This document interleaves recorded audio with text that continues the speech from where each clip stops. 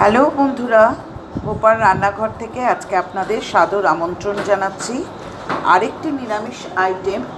কিন্তু নিরামিষ হলেও এটা অনেকটা আমিষের মতনই খেতে, ভীষণ সুন্দর, যেটা অবশ্যই করে সবাই খাবেন। সেটা হচ্ছে নেনুয়ার তরকারি। কিন্তু আগে আমি একদিন যে নেনুয়ার তরকারিটা দেখিয়েছি তার চেয়েও এটা আমিষ নেনুয়ার তরকারি, অত্যন্ত টেস্টফুল। এইভাবে করে খাবেন, রুটি বা পরোটার সাথে একদম জমে যাবে। নেনুয়ার তরকারি বিভিন্নভাবেই করা যায়, তবে ছোলার ডালের সাথে নেনুয়াটা বেশি ভালো যায়।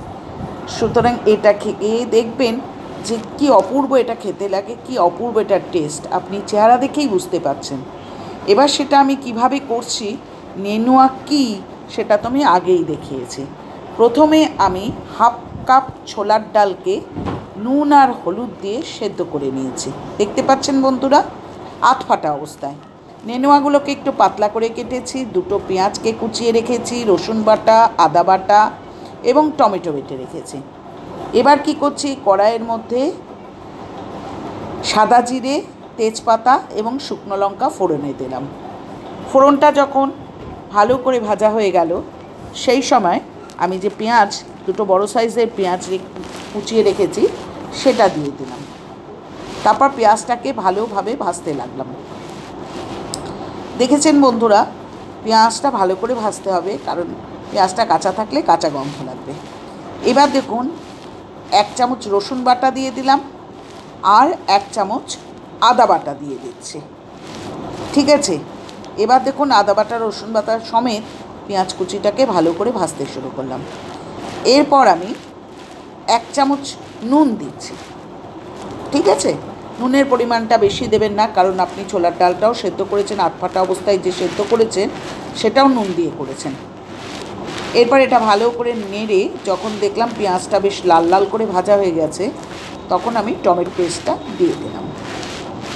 এবার টমেটো সমেত আমি পেঁয়াজ, আদা, রসুনটাকে খুব ভালো করে ভাজতে লাগলাম। টমেটোটাও যখন ভাজা হয়ে গেল, কাঁচা গন্ধটা প্রায় চলে গেছে, এরপর আমি মশলা দেব।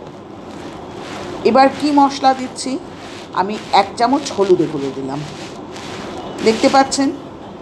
এরপর আমি দিচ্ছি হচ্ছে 1 চামচ কাশ্মীরি লঙ্কার গুঁড়ো। এরপর দেখুন আমি দিচ্ছি হচ্ছে 1 চামচ জিরের গুঁড়ো। এরপর আমি দিচ্ছি হচ্ছে 1 চামচ ধনের গুঁড়ো দিয়ে মশলাটা খুব ভালো করে আমি কষতে লাগলাম। বন্ধুরা, বারবার বলি যে এই অংশটা ভীষণ গুরুত্বপূর্ণ, কারণ আপনার মশলা কষার উপরই কিন্তু সম্পূর্ণ স্বাদটা নির্ভর করবে। মশলাটা যখন ভালো করে কষা হয়ে গেল, সেই সময় ছোলার ডালটা, যেটা আপনি প্রেশার কুকারে নুন আর হলুদ সহযোগে আপনি সেদ্ধ করে রেখেছিলেন, তবে একদম গলিয়ে সেদ্ধ করবেন না, আধ ফাটা অবস্থায় সেদ্ধ করবেন বা একদম শক্ত রাখবেন না। সেই ছোলার ডালটাকে আপনি এই পেঁয়াজ, আদা, রসুনের মধ্যে যেটা ভেজেছেন সেটার মধ্যে দেখুন ছোলার ডালটা দিয়ে দিচ্ছেন। দেখেছেন বন্ধুরা, ছোলার ডালটা কি সুন্দরভাবে সেদ্ধ হয়েছে। সেদ্ধটাও ভালোভাবে করবেন, শক্ত যেন না থাকে, আবার যেন একদম গলে না যায়। এরপর দেখুন নেনুয়াগুলোকে আমি পাতলা পাতলা করে কেটেছি, খুব মোটা করে কাটিনি। এরপর নেনুয়াগুলোকে দিয়ে দিয়েছি। দিয়ে দেখুন আমি আদা রসুনের পেস্ট ছোলার ডালের মধ্যে নেনুয়াটাকে দিয়ে 2-4টে কাঁচা লঙ্কা আমি ছেড়ে দিলাম, দিয়ে ভালো করে নাড়াচাড়া করলাম। 1 চামচ চিনি দিলাম, কারণ স্বাদটা সবসময় ব্যালেন্স করার দরকার রয়েছে। এরপর দেখুন আমি কাসুরি মেথি দিয়ে দিচ্ছি। এর মধ্যে আমি খানিকটা কাসুরি মেথি 2 হাতে ঘষে দিয়ে দিলাম। দেখেছেন বন্ধুরা কি সুন্দর ঘন, কি সুন্দর রং এবং কি সুন্দর টেক্সচারটা হয়েছে। এরপর দেখুন ছোটো এলাচ এবং দারচিনি গুঁড়ো করে আমি এই নেনুয়ার সবজির মধ্যে ছোলার ডাল দিয়ে যেটা আমি করেছি সেটার মধ্যে আমি দিয়ে দিলাম। বন্ধুরা, আমার প্রায় এটা কমপ্লিট। এরপর দেখুন আমি ওপর থেকে ধনেপাতা কুচিয়ে আমি ওপর থেকে দিয়ে দিলাম। কী সুন্দর দেখতে হয়েছে দেখুন। এইভাবে সার্ভ করবেন পরোটা বা রুটি বা লুচির সাথে, খুব ভালো জমে যাবে।